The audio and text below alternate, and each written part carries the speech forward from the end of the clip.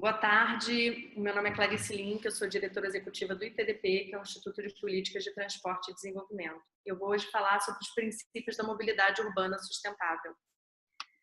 Quando a gente fala sobre mobilidade, a gente tende a falar sobre sistemas de transporte, única e exclusivamente, mas mobilidade diz respeito à relação entre os sistemas de transporte e a forma como a gente usa e ocupa o território, como a gente navega diariamente nas cidades. Alguns dados do Banco Mundial mostram que entre 2000 e 2030 a gente está passando por um processo de urbanização acelerado no mundo.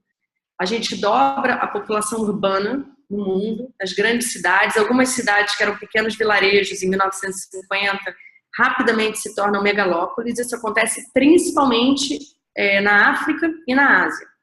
A América Latina já vem passando por um processo de urbanização desde meados do século passado. A gente já é urbano, já é mais de 80% urbano.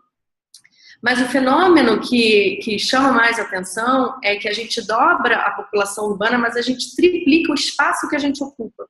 Então, cada vez a gente se espalha, se espraia mais no território. E isso tem implicações importantes no que diz respeito à mobilidade.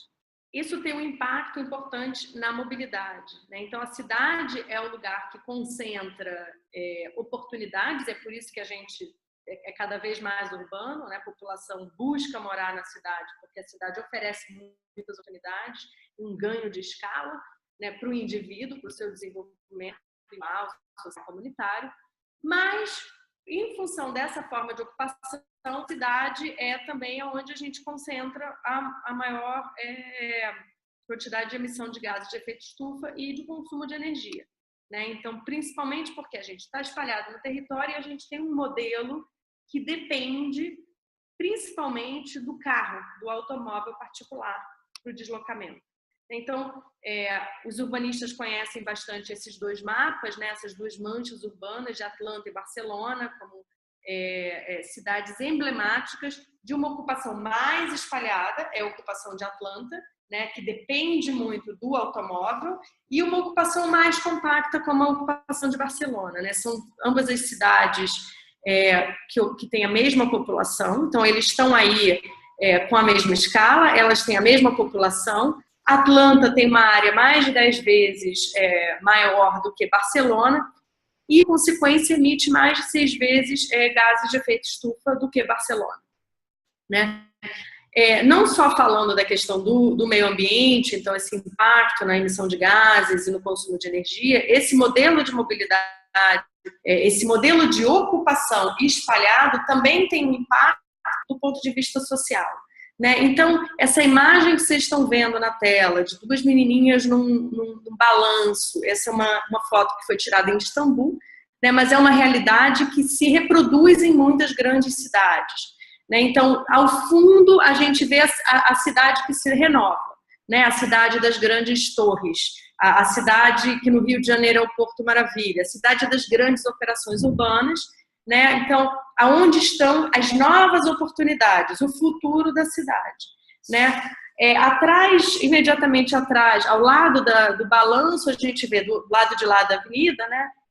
A cidade talvez mais residencial, um pouco mais antiga, talvez classe média, né? E o que separa essas meninas dessas duas cidades são as vias com carros, né? Com, enfim, transporte. Então, provavelmente, para elas acessarem aquela cidade do futuro, elas vão ter que se endividar e comprar um carro, né? Ou vão ter que passar pelo mal necessário, que é o transporte público na maior parte das grandes cidades como a gente tem hoje, com a qualidade ruim, um transporte sem confiança, um transporte que não é a nossa preferência é o carro, né? Então, essa é uma questão fundamental. A gente tem a cidade não só espalhada, mas uma cidade muito desigual também, né? Ao lado a gente tem um mapa de São Paulo que mostra com essa mancha roxa, né, o centro, onde estão as oportunidades de emprego, e com as cores laranja, amarelo, vermelho,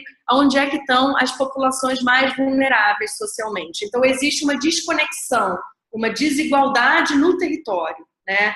Então, isso a gente vê tanto na foto quanto no mapa, e esse cenário é um cenário que se repete na maior parte das grandes cidades, né? Então, a mobilidade, ela também pode ser uma alavanca para resolver essa questão, para reconectar esses territórios, ou ela pode, na verdade, enfatizar a desigualdade entre esses territórios. Eu posso continuar? Você sumiu. Você está sumindo. Eu vou agora, eu posso continuar? E agora eu estava no mudo, pode? Ai, tá, desculpa. Você vai ter que editar depois isso. Não, também. tá tudo bem. Tá bom. Então, quando você assumia, eu fico com medo de ficar continuando e aí, de repente, caiu a conexão. De vez em quando faz assim, tá? Tá, assim, ó. Tá bom. Bom, fora essa questão da desigualdade territorial e o impacto no meio ambiente, né, ainda falando do contexto, do que a gente está tratando aqui de um modo geral, mobilidade, a gente tem a questão da frota de veículos. Quer dizer, o foco no carro, o foco no automóvel é como o principal modo de deslocamento, o modo almejado, o modo sonhado, o modo ainda vendido como o ideal para as cidades, né? E as cidades se organizam, são repensadas, são reconstruídas, considerando o automóvel ainda com esse espaço. Né? A gente tem um aumento da frota de veículos contínuo, né? Em poucos anos a gente vai triplicar a frota de veículos, atualmente são 800 milhões de veículos no mundo, né? E se a gente for olhar para a taxa de motorização do Brasil, a gente ainda tem uma taxa relativamente baixa, né? Então, comparado com a média europeia, eu não compararia com a América do Norte, né? A gente tem aí o infográfico mostrando, mas com a média europeia, onde a gente não tem tanto essa sensação do volume de carros nas ruas, né? As cidades europeias, em média, têm 3 vezes mais veículos do que as cidades brasileiras, né? Considerando veículo a cada 1.000 habitantes. Então, quer dizer, ainda muitos carros vão entrar, vão ser emplacados no Brasil e vão entrar nas nossas ruas, né? A gente ainda é um mercado bastante quente para a indústria automobilística e isso não vai mudar, né? Então, a gente tem cidades que se organizam mantendo essa desigualdade territorial, que cada vez dependem mais do carro, né? Olhando aí as regiões metropolitanas brasileiras, a gente teve um aumento na última década muito claro, né, da frota, um crescimento claro da frota de veículos, né? Em todas as regiões metropolitanas mostram esse crescimento de forma bastante enfática, e aí, em paralelo, o investimento no transporte público caindo cada vez mais, né? Então, a gente tem cada vez mais gente chegando nas cidades, porque as cidades são um espaço interessante para se viver, para se ter um ganho de escala, para se crescer individualmente, socialmente, do ponto de vista comunitário, né? Mas as cidades são espalhadas, enfatizam uma desigualdade territorial, o foco é no carro, quem não tem o carro precisa do transporte público. E no transporte público, mas o investimento no transporte público ainda é muito baixo. Não é que não haja recurso, né? O que não há é capacidade técnica e institucional de investir o recurso, né? Então, o que a gente viu no Brasil na última década, 150 bilhões de reais prometidos, alocados para investimentos em projetos de infraestrutura de transporte, em função de PAC, cidades médias, grandes cidades, Copa, Pacto, e, no entanto, um percentual baixo disso foi efetivamente executado. Então, a gente tem aí um problema técnico e institucional, né, de capacidade para essa execução.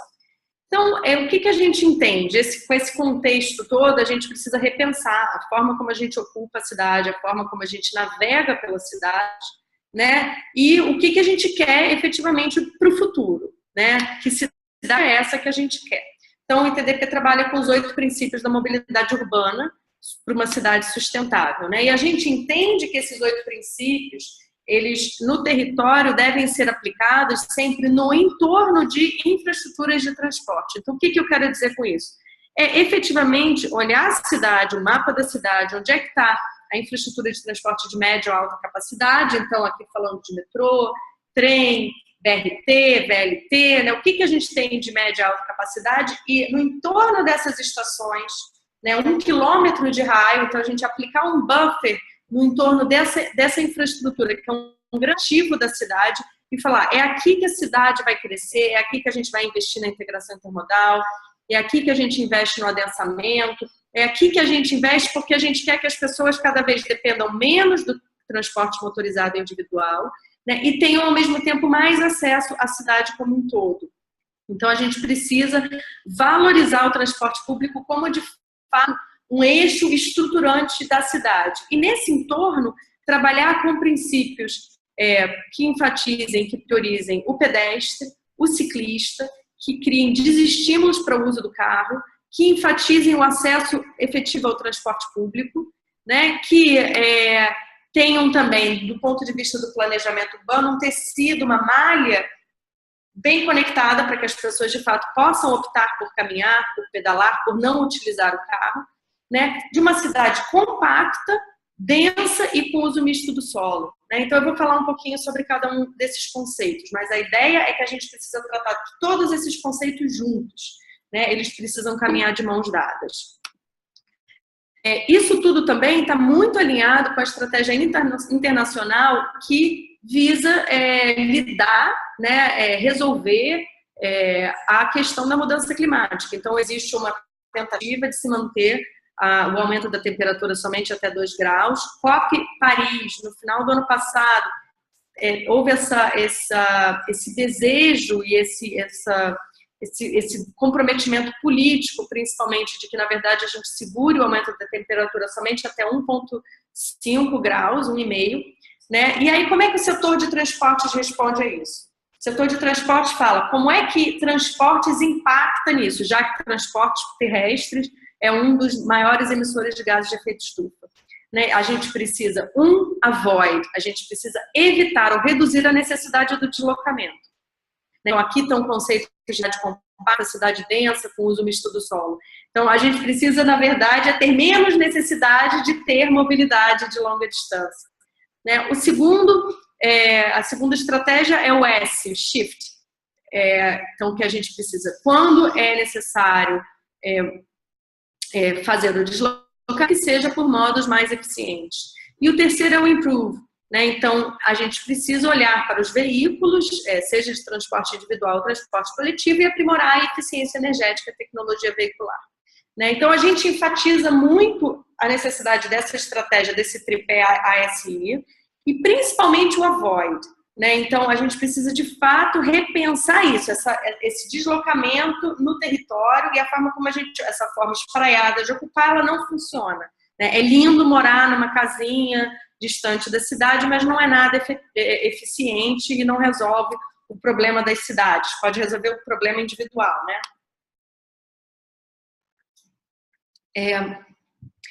Desde 1970, essa discussão sobre cidade compacta, com adensamento ao longo de corredores de transporte, já acontece, né? Curitiba, isso, enfim, esteve lá presente. Curitiba é um caso emblemático ainda até hoje. Né? Outras cidades vêm trabalhando com esses princípios. Então, os novos planos, as novas leis de zoneamento e planos com as visões para Nova York, Londres, todos consideram essa necessidade de intensificar o crescimento da cidade ao longo de corredores de transporte, que é para diminuir a necessidade de se usar o carro. Né? Agora, é fundamental que a gente faça isso sempre entendendo que o planejamento urbano da cidade é o que vai gerar a mobilidade, é que vai gerar a demanda pela mobilidade, ou vai resolver ou gerar um problema. Né? Então, quando a gente tem cidades densas, vários estudos já mostram que quanto mais densa a cidade, maior é a possibilidade das pessoas utilizarem a bicicleta, utilizarem o transporte público e caminharem. Né? Então, na divisão modal, a divisão modal seria a pizza que te diz diariamente como é que essa cidade se desloca. Né? Diariamente, qual o percentual da população que usa transporte público? Qual o percentual da população que usa carro? Geralmente, carro aqui no Brasil, 25% das viagens são feitas de carro por dia, né? Então nem é uma maioria. A maioria, na verdade, está no transporte público, está caminhando, né?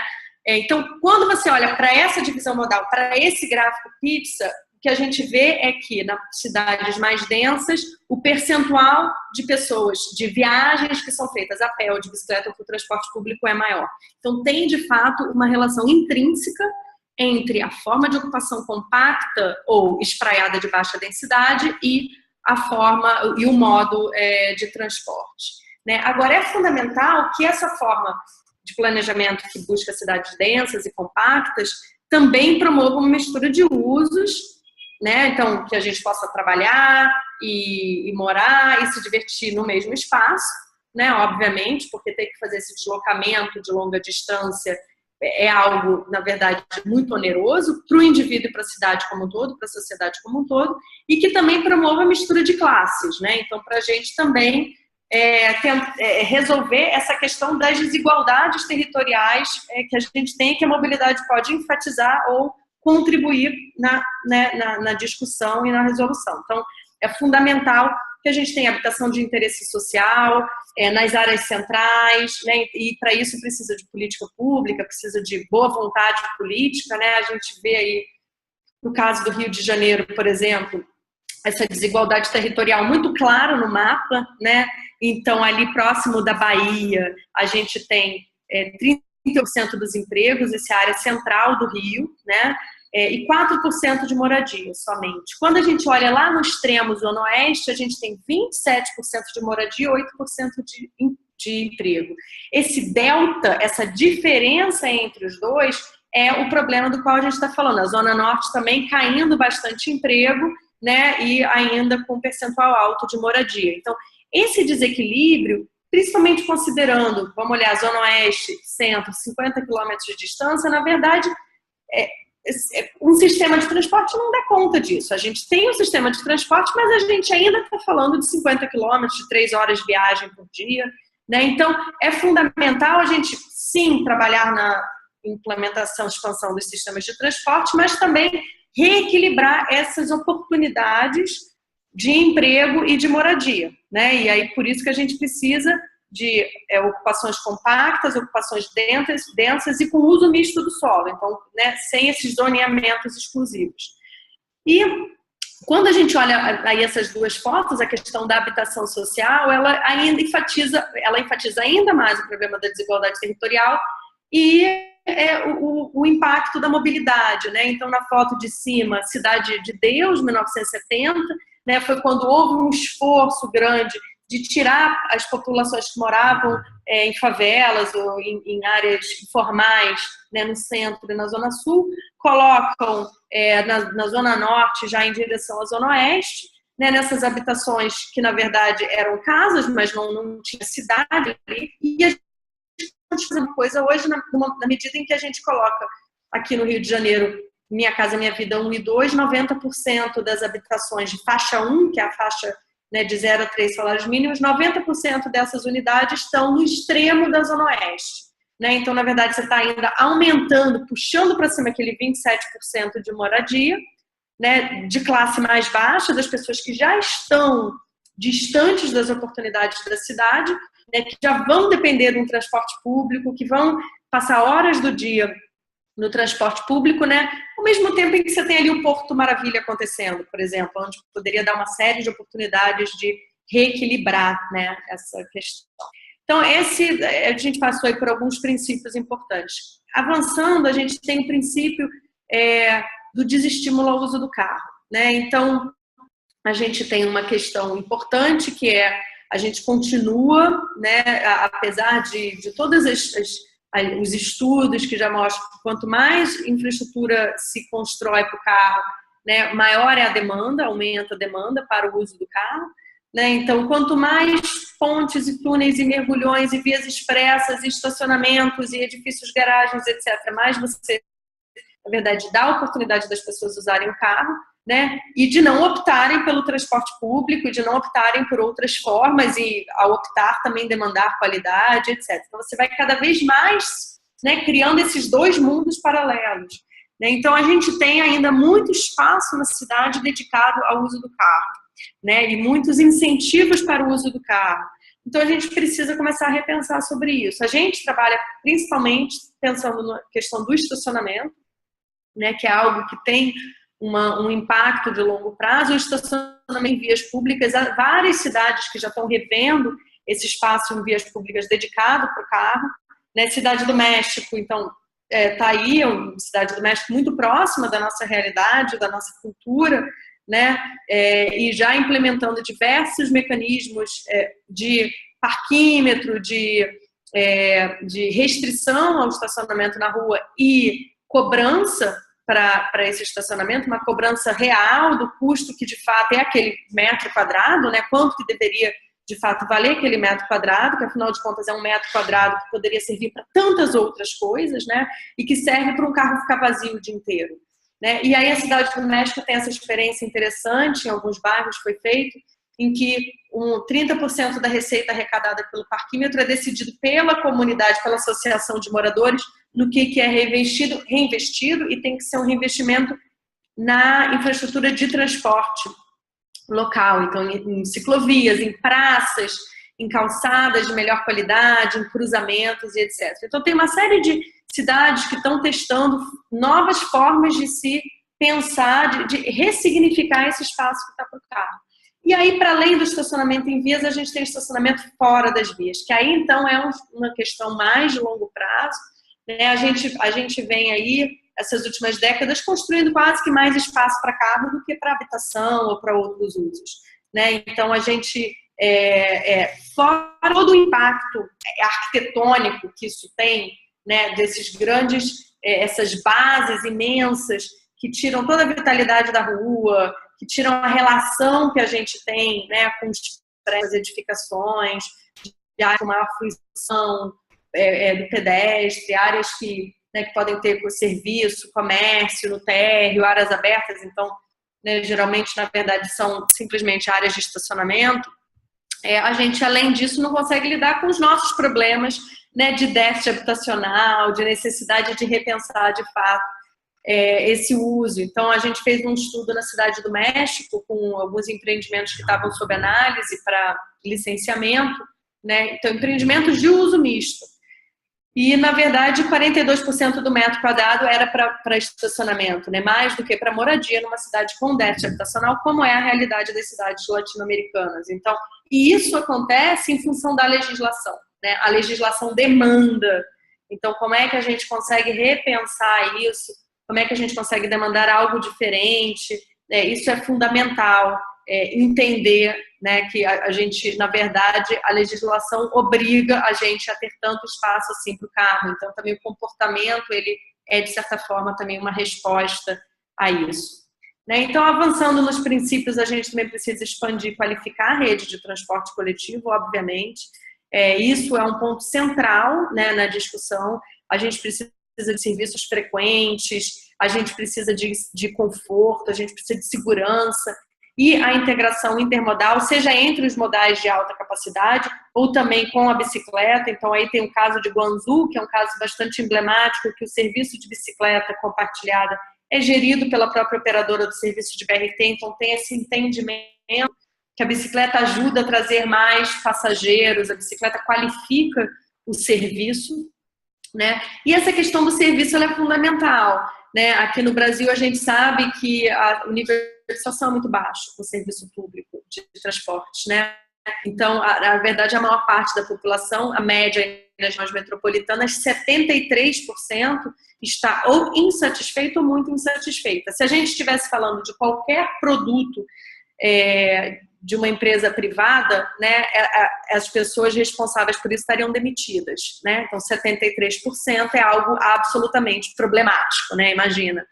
E isso pra gente é uma coisa absolutamente normal, né? Olha ali, Brasília, então, é absolutamente assustador, né? Pensar que esse volume de gente, na verdade, está super insatisfeita com o transporte público.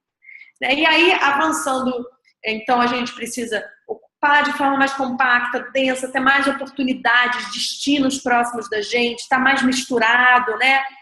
Sem guetos. A gente precisa ter um serviço de transporte público de qualidade, ter estímulos ao uso do carro, mais estímulos ao uso do transporte público, com serviço, com qualidade que de fato nos incite a usá-lo, e também uma infraestrutura para o pedestre, para o ciclista, que faça com que isso tudo, né, porque também não adianta ter uma cidade densa e compacta e uma infraestrutura para o pedestre ruim. Não adianta ter um serviço de transporte, empurrar todo mundo para o serviço de transporte, a chegada nas estações é ruim, o espaço público, de um modo geral, tem uma qualidade baixa, né? As ruas não são pensadas de fato para que as pessoas queiram estar nas ruas. Então, a gente também precisa repensar a nossa relação com a rua, né? A lei da mobilidade urbana, ela já tem esse novo paradigma que coloca o pedestre, na verdade, no topo da pirâmide, né? É onde a partir daí que a gente deveria priorizar o investimento e planejamento nas nossas cidades. E o que a gente vê é ainda as cidades maltratando muito o pedestre, né? Seja com grandes prédios murados, grades, então ninguém se sente confortável e seguro por caminhar, né? Essas separações estilo gado, né, da gente com a rua, a nossa relação com a rua de um modo geral, com o fluxo de veículos, com o volume de veículos, com a velocidade dos veículos, sempre causando medo, né, causando uma... Então, é opressor estar na rua, né? Se tornou algo, assim, do qual a gente não quer que os nossos filhos estejam na rua, né? Então, acho que esse é um indicativo sério. E pensar no pedestre em todo o seu entorno, né? Não é só... também, mas não é somente a largura da calçada, se é pedra portuguesa, é isso também, é isso obviamente também.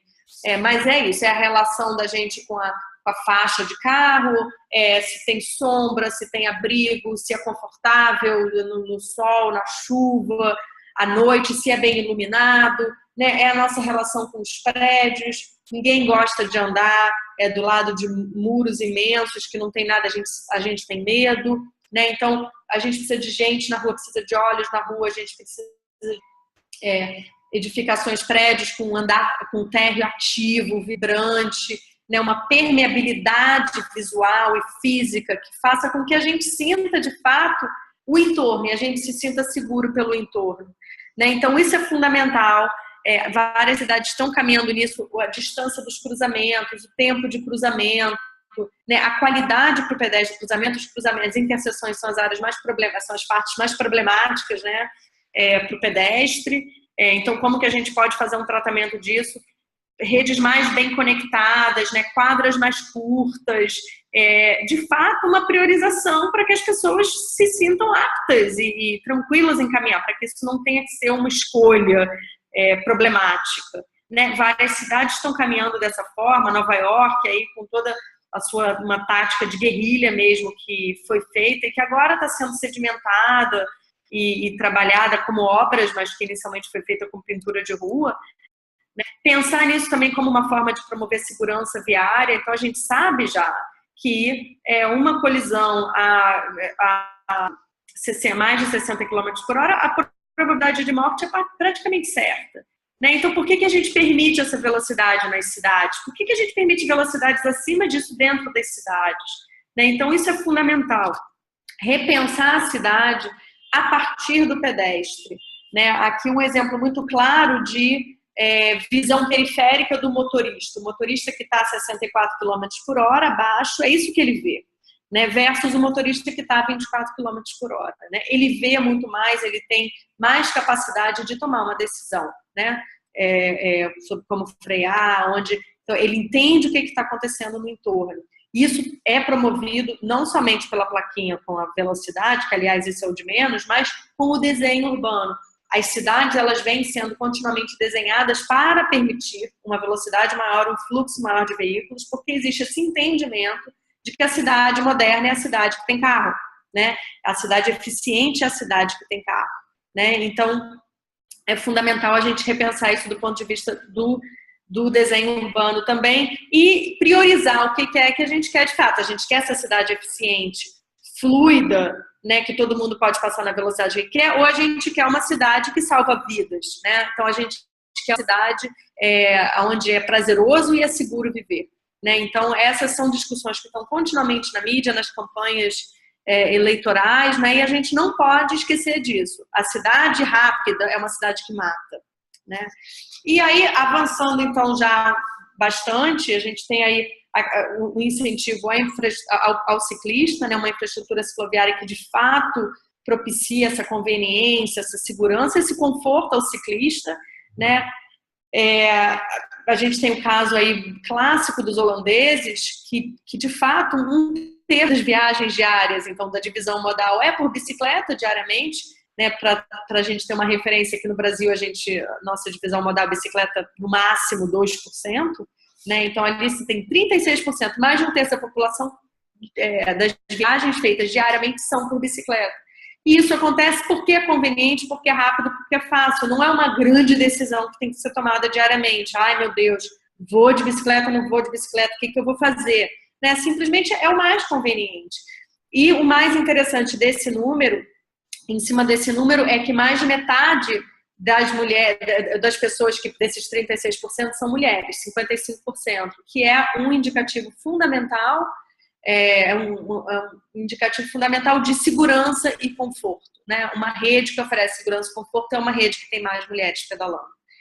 E aí, para isso, o que a gente precisa? A gente precisa de infraestruturas nas áreas centrais, como São Paulo vem tentando avançar, infraestrutura nas áreas periféricas, também conectando a periferia com o centro. Tem muita gente que pode fazer esses deslocamentos por bicicleta, se tiver segurança. Bogotá foi uma cidade que avançou bastante nisso. Garantindo, né, principalmente em horário de pico, né, se a gente quer de fato que as pessoas utilizem a bicicleta para o trabalho, a gente tem que oferecer uma infraestrutura, né, que de fato diga isso, e entender quem é o usuário, né? Então, no Rio, a gente fez diversas contagens com transporte ativo, Estúdio X, e viu que no centro do Rio a maior parte dos usuários, uma grande parte dos usuários são os triciclos, são os entregadores, né? Então, ou a gente faz uma infraestrutura que eles também possam utilizar, ou então a gente garante que eles possam utilizar, compartilhar com os carros, mas que a velocidade tem que estar mais baixa. Então a gente tem que considerar esse usuário e tomar uma decisão sobre como oferecer uma infraestrutura para ele, né? E fora as infraestruturas de apoio, bicicletários em rua, nos prédios, legislação que incentive bicicletário nos prédios, bicicletários nas estações de transporte público, como o caso é em Bogotá Transmilênio. Aqui no Brasil a gente tem vários casos, a Supervia tem uns bicicletários, um projeto bastante interessante, que vale a pena conhecer, de bicicletários. Isso precisa ser expandido. E a gente tem aí o fenômeno das bicicletas compartilhadas, que é algo de fato que tem trazido análises, números muito interessantes, porque são pessoas que não eram ciclistas que estão utilizando, né? São pessoas que não eram ciclistas contínuos, muitas vezes que nem tinham bicicleta, então tem novos ciclistas na cidade, e isso é algo interessante da gente avaliar e acompanhar e incentivar e garantir que tenha sustentabilidade, né? Então essas são discussões importantes de acontecer. A rua sustentável é uma rua que tem muito a oferecer para a cidade como um todo, né? Tem muitos ganhos para a cidade como um todo, para todos os atores, né? E a gente precisa de fato promover essa visão, né? A gente já teve uma visão de futuro aí em 39, enfim, aí na época em que o modernismo, né, tentava resolver o problema das cidades industriais, né, mas era uma ideia de cidade então eficiente, fluida, máquina, a cidade máquina, que era uma cidade para carros, né? A gente nem vê pessoas aí nessa maquete, né, que foi uma apresentação feita em Nova York, uma grande feira, essa daí é o futuro, financiado pela GM, né? Então era um entendimento do futuro da cidade. A gente já teve visões utópicas e distópicas sobre o futuro, né? Os Jetsons, né? Era essa utopia, mas ainda focava no transporte individual, né? O Blade Runner, que já era algo bastante distópico e onde o transporte individual ainda estava presente. Atualmente a gente tem aí o Ela, né? Her, esse filme que já de forma interessante enfatiza muito o transporte público e enfatiza uma retomada do espaço público, né? Como essas faixas na frente das praias, que é uma coisa que a gente tem umas highlines também, umas estruturas de vias expressas também. É um pouco distópico, afinal de contas ele se relaciona com o sistema operacional, mas tem algo de interessante do repensar a nossa relação com o espaço público, né? Então a gente tem um pouco decidir onde é que a gente está, porque todas essas visões ainda estão presentes na nossa cidade e com os nossos planejadores, né? Então hoje a gente tem esse modelo do carro como única forma de deslocamento, ou a gente tem um outro modelo que é um leque de opções, né? Esse leque de opções precisa estar muito bem integrado, precisa estar muito bem azeitado, os serviços precisam ser de qualidade, tem muito ainda a explorar, né? Mas a gente tem uma nova mobilidade chegando aí, que não enfatiza mais tanto na propriedade de um carro, mas sim no acesso. A gente não quer necessariamente mais ter carro. As novas gerações não necessariamente sonham ter carro. Muitos grupos ainda assim, mas tem um movimento acontecendo. A gente quer acessar a cidade, acessar os destinos, e há formas diferentes de fazer isso, né? Então, esse entendimento também é a forma como a gente vem lidando aí com o próprio espaço público. Então, olhar e entender esse espaço todo que era ocupado em Nova York para estacionamento de carro, esse espaço todo que era ocupado para uma curva, um ângulo específico para carro, e olha que desperdício de espaço, esse espaço pode ser utilizado para algo mais, né?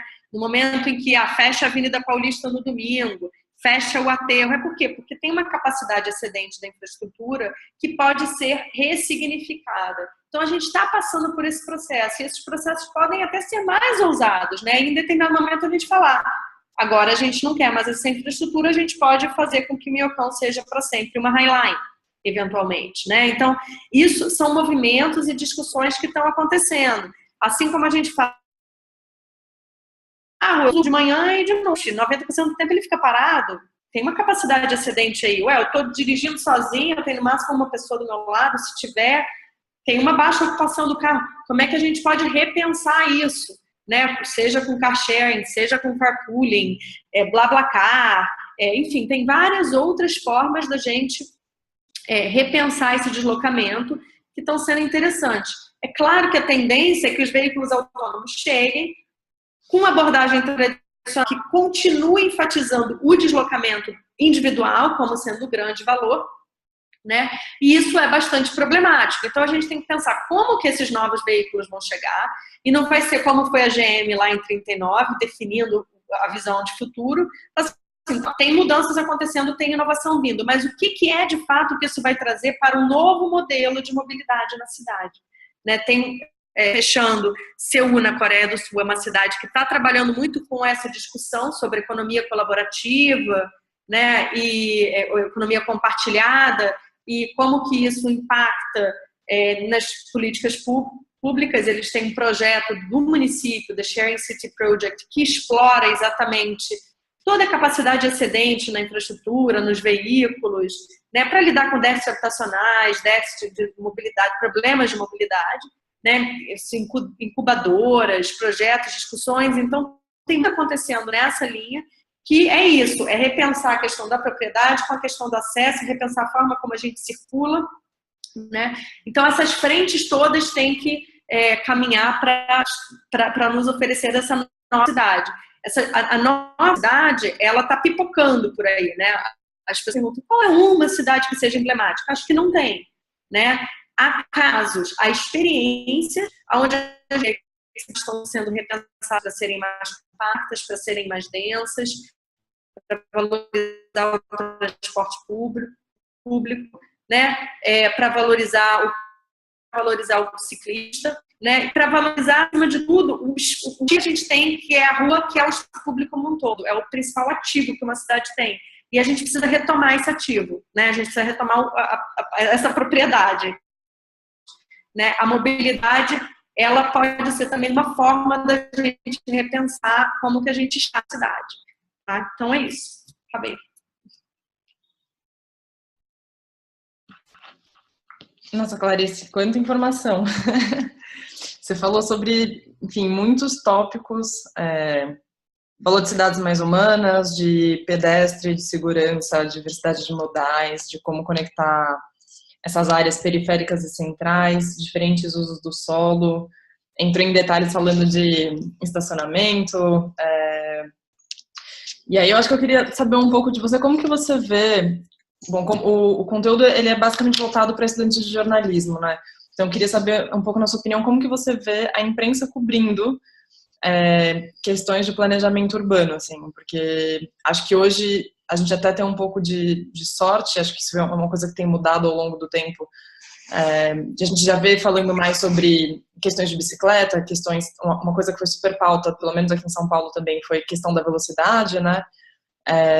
Mas, enfim, é difícil ver uma cobertura que abarque toda essa complexidade do tema de planejamento e desenvolvimento urbano. Então, eu queria saber um pouco, na sua opinião, como que você avalia essa cobertura que a imprensa tem feito. Eu acho que tem uma questão na imprensa, porque é alta rotatividade, né, dos jornalistas, dos repórteres, né, assim, a gente sabe que é um entra e sai, assim, desregrado, né, muitas vezes quem cobre cidade é quem está entrando no jornal, então é quem ainda não teve, assim, tempo de amadurecimento dessas questões, de entendimento, né, são muitos conceitos, e é isso que eu acho que é importante a gente ter em mente, né, por isso que eu sempre, eu não sou engenheira nem arquiteta, tá? Eu sou, na verdade, da área de comunicação também. E para mim, sempre foi muito mais, assim, interessante entender a mobilidade dessa perspectiva da cidade. Então, a gente vê, às vezes, um jornalista, um repórter cobrindo esses assuntos. Eu recebo muito telefonema, né, para dar entrevista, fazer aspas e etc. Mas muitas vezes assim com um olhar muito míope ali naquela questão, aí que é aquela questiúncula do sistema público de bicicleta, sem entender um pouco o todo, sem entender, calma, o que é aqui que a gente está discutindo, né? Qual é a conexão dessas questões como um todo? É óbvio que não dá para se aprofundar nisso tudo, né? Eu nem acho que tenha que... Mas a gente precisa um pouco entender ao que a gente quer que a mobilidade, que essa infraestrutura de mobilidade sirva, né? Que visão é essa que a gente quer, na verdade, que visão é essa que a gente tem? Então, talvez também conseguir entender isso. Qual é a visão de cidade desse candidato a prefeito? Qual é a visão de cidade desse eleito? Qual é a visão de cidade desse ator do setor público, desse ator do setor privado? Qual é a visão? Porque aí você consegue entender um pouco melhor. A gente está priorizando... A prioridade aqui é o deslocamento do motorista do carro, né? Qual é o percentual da população que usa o carro diariamente? Ah, é uma minoria. Ah, ok. Um ponto importante, né, para entender. Ok. Qual é o percentual da infraestrutura, né, de ruas que é dedicada ao deslocamento do carro? Nossa, mas então tem algo estranho aqui, né? Então, quando você começa a entender isso, você fala assim, mas por que a gente está valorizando uma discussão que vai beneficiar poucos, né? Enquanto, na verdade, a maioria está lá abarrotada dentro de um ônibus. Então, assim, quando a época, por exemplo, faz uma capa, né, destruindo o feito Haddad por causa das faixas exclusivas, você para e pensa assim, pô, esse jornalista, que entendimento de cidade que essa pessoa tem? De São Paulo como um todo, de São Paulo região metropolitana, de questões de inclusão social e desigualdade territorial nesse contexto. Então, eu acho que falta isso, né? E aí, quando a gente joga a batata na mão da pessoa que acabou de sair da faculdade, que está entrando ali na redação, e não dá nenhuma orientação sobre isso, é complicado, né? Então, muitas vezes eu recebo telefonema e falo, sério que você acha que eu vou te dar umas aspas para isso? Não vou, né? Então, acho que tem aí uma necessidade de se discutir. Na verdade, é isso, planejamento urbano de forma mais ampla, questões de políticas sociais, o que é do interesse público, o que é do interesse privado, né? Porque, no final das contas, essa é a discussão. Então, acho que isso é fundamental. Também não estou querendo jogar uma carga aqui na pessoa que está começando a trabalhar e falar, você tem que entender sobre tudo isso, não é isso? Mas tem algumas perguntas, aquele checklistzinho básico, né, que o jornalista, que o repórter tem que se fazer, que não é só o checklist ali do lead, né? É o checklist mesmo do, calma aí, o que é que a gente está, na verdade, promovendo, né? Porque tudo é política. Né? Mesmo quem não é político, é político. Todos nós somos políticos, seres políticos. Né? Então, a gente também tem que entender que política é essa que a gente está defendendo. E como que você avalia esse momento que a gente vive em relação a esse debate de políticas públicas ou mesmo do próprio planejamento urbano? Acho que a gente tem avançado, mas, enfim, como que você avalia esse momento? Eu acho que a gente avançou muito em relação, né? Aliás, assim, por mais problemático que esteja o mundo agora, super conservador, né, de repente dando uns passos para trás, bastante assustador, mas é claro, a gente tem muitos avanços no mundo como um todo, né? Acho que isso é inegável. Mas a gente está num momento em que, de repente, todo mundo está vangloriando, assim, a boçalidade, né? A boçalidade, ela passou assim, que legal, eu vou falar uma coisa politicamente incorreta e eu vou estar orgulhoso de falar isso, né? Então, a gente tem que prestar um pouco de atenção nisso, porque tem agora uma ode aos boçais, né? Desculpa, mas a gente é o que a gente está verificando. Uma ode a falar qualquer coisa que seja de fato do interesse, não só privado, mas individual, né? O que me beneficia virou, e eu não tenho mais vergonha de falar isso, não tenho mais vergonha de admitir isso. Parece que o superego das pessoas assim sumiu, né? Assim, desapareceu, abriu um buraco e ninguém mais tem superego, né? Então, nessa discussão sobre cidade, isso é muito sério, né? Quando um candidato eleito, né, de uma cidade vira e fala ontem que a cidade deveria ser murada, que o Rio de Janeiro deveria ser murado, né, deveria ter o muro de Jerusalém, como o muro de lá de Jerusalém. E, gente, isso é uma coisa muito séria de se falar, né? E ninguém questiona, todo mundo acha que, enfim, isso é válido falar isso. Na verdade, você quer criar uma cidade ainda mais desigual, ainda mais imóvel, né? Daí da mobilidade não só física, mas social também. Então, a gente está num momento muito complicado. As eleições, elas mostram isso, né, sempre, porque todo mundo fala o que dá na telha, coisas que não fazem o menor sentido, né? Então, aí nas eleições de São Paulo, a questão sobre velocidade, do espaço do pedestre, né? Enfim, quem é que tem prioridade nessa cidade, quem é que paga pela cidade, quando as discussões entram, quem é que paga o valor do IPTU, então quem tem mais direito à cidade, são questões muito sérias, né? E que, de repente, nos últimos tempos, assim, ninguém tem mais pudor de falar qualquer asneira, né? Então, acho que o jornalista tem que ter um tino, assim, disso, né? Entender a que ponto faz sentido também reproduzir isso. Acho que a gente viu também, principalmente aí com o Trump, né? Que era uma pessoa que ninguém imaginava no começo que fosse ganhar, e ele foi tendo tanto espaço, e foi todo mundo achando tão legal, né, as asneiras que está falando, radicalismo, e de repente ficou na moda, né, ser radical também, falar as suas radicalidades, que ele acabou, na verdade, ganhando. Ele acabou convencendo um monte de gente. Eu acho que as mídias sociais, a imprensa também tem um papel nisso, né, no que a gente vai reverberando, onde é que a gente vai dando voz, como é que a gente vai solidificando essa voz, a gente vai fazendo... mostrando que ela é razoável, ela é uma voz razoável, é razoável pensar isso, é razoável. Enfim, acho que a democracia também é respeitar as diferenças, né? Obviamente. Mas a gente também tem que ter um pouco de responsabilidade no espaço que a gente dá para algumas questões, né? E como que a gente traz essas questões à tona. Então, eu vejo que a questão da mobilidade é uma questão sobre direito à cidade.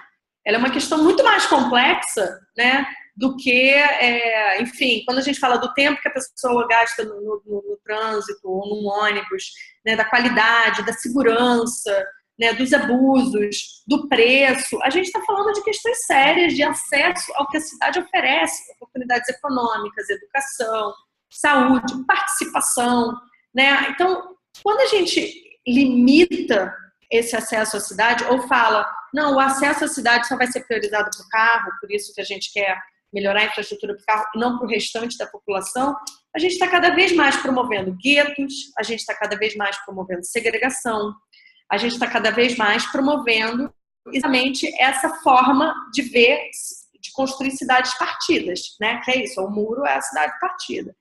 E menos pontes, né? Então a gente deixa de pensar nas pontes, a gente deixa de pensar no todo, não. Por que vai ter a gente vai priorizar a velocidade e não vai priorizar quem está andando? Por que quem está dentro de um carro tem prioridade em relação a quem está andando? Por que essa vida de quem está dentro do carro é mais importante do que a vida de quem está numa bicicleta, ou andando, ou numa bicicleta, ou num transporte público? Né? Então, essas são questões mais sérias que a gente está falando de justiça social, né? de acesso à vida na cidade como um todo. Então, acho que a gente está vivendo um momento muito está, de fato, um entendimento ainda de que a segregação é válida, né? A gente já tinha saído disso, de repente a gente está voltando para isso. E a gente está vendo isso se reproduzir, né? Ser validado nas cidades, porque é isso, com as eleições, porque no final das contas o presidente fala o que ele quer, né? Mas aí a decisão é ali, é no resto do chão. Né? A decisão está na velocidade, a decisão está na distância do cruzamento, a decisão está no preço da passagem, né? É nesse resto do chão que afeta de fato a vida das pessoas. Então, acho que para quem está trabalhando com jornalismo é fundamental ter isso tudo em mente, não tem jeito, não dá para se eximir disso, né? Dessa discussão e dessa preocupação. E aí eu queria aproveitar um gancho que eu acho que, até aproveitando o seu lado da comunicação, acho que você traz uma coisa também de uma disputa de narrativas, né, que é isso. A forma como essa história está sendo contada coloca as cidades não como um lugar, um espaço de todos, tem uma disputa dessas narrativas, e aí eu queria entender o que você acha, assim, que é possível ser feito, não só pensando no jornalismo tradicional, mas como essa narrativa das cidades mais humanas e pensadas para as pessoas, mais iguais, com mais oportunidades e usos diferentes, pode começar a ganhar cada vez mais espaço. Acho que tem um monte de iniciativa aí que está tratando disso, né? Iniciativas grandes, pequenas. Tem um movimento, então, porque isso acho um pouco esquizofrênico no mundo hoje, é que o mundo fica mais conservador, mas tem tantos movimentos tão interessantes acontecendo, né? Talvez seja, inclusive, por medo disso, que algumas pessoas, né, que uma parte do mundo, enfim, anda para trás. Tem tantos blogs, tantos projetos de mídia alternativa, tantos projetos de organização, enfim, que não são ligadas à comunicação, ao jornalismo, ativistas, organização tratando da questão do idoso do espaço público, da terceira idade do espaço público, da criança do espaço público, do deficiente físico do espaço público, né? Organizações grandes e pequenas, médias, internacionais, locais, grupos coletivos. É tanta gente falando sobre isso e se organizando de formas diferentes, né? Porque a sociedade civil também tem isso, é uma salada de frutas, né? E eu acho é super importante a gente dar voz a todos esses grupos, sabe? A gente tentar articular isso tudo. Então, eu estava lá em Quito, no Habitat 3, né? E foi muito interessante, eu participei de uma mesa sobre isso, terceira idade e espaço público. E falei, poxa, caramba, tem tanta gente falando sobre isso. Esse é um tema importante, a gente precisa dar visibilidade a isso. A gente precisa trazer mais gente para falar sobre isso. Quando a gente vai cobrir uma matéria sobre isso, a gente precisa ir procurar esse fulano também, ver que estudo que ele tem, que mensagem, que história é essa. Acho que dar voz às histórias pessoais, né, é fundamental. Ter cada vez mais... como é testimonials, né? Esqueci como é que fala em português. Enfim, as suas próprias histórias, né? Entrevistar gente na rua, entrevistar gente de grupos diferentes, lembrar disso, que a experiência de um é totalmente diferente da outra. A minha experiência e a sua são totalmente diferentes da experiência de uma mulher da mesma idade da gente, mas negra, né? Mesmo que ela morasse no mesmo prédio que a gente, se ela morar então na periferia, é mais diferente ainda. Ela tem um risco muito maior na rua, né? A gente já pensou sobre isso? Então, não dá para eu represento negra, por exemplo. Então, ela é outro lugar, né? Ela vivencia outras questões, assim como um homem branco, um homem negro, a mesma coisa. Assim como a minha experiência é completamente diferente da experiência de um homem, né? Ou, enfim, dependendo de qualquer escolha que a gente faça. Então, a gente precisa dar voz a isso, a essa diversidade e diversificar mais esse entendimento, né? A gente briga ainda, não tem tanta mulher falando sobre mobilidade, agora tem um monte de grupo tentando se organizar para trazer mais, institucionalizar mais a questão, porque a gente sempre fala questão de gênero, mobilidade, mas ela ainda não é tão institucionalizada. Via de regra, eu estou em evento cheio de homem, sou eu e os homens, por uma cota hoje em dia, sou chamada para todos os eventos porque acho que é a cota, tem que uma mulher chamar a Clarice. Mas tem essa questão, então a gente criou outras cotas, porque a Clarice não representa todas as mulheres, né? Não pode, como que representaria todas as mulheres? Então eu acho que tentar dar visibilidade às vozes que estão aí difusas e que trazem perspectivas diferentes.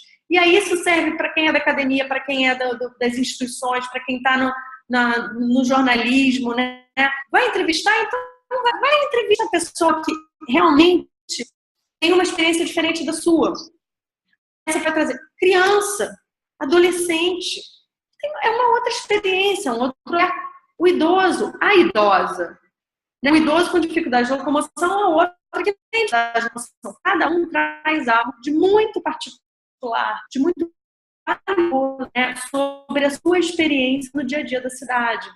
Acho que isso é fundamental. A gente não tem esse panorama todo, a gente não entende o que é que as pessoas vivem de fato, a gente só entende o que a gente vive. Então a gente precisa dar voz a essas pessoas todas, o máximo possível, pelo menos.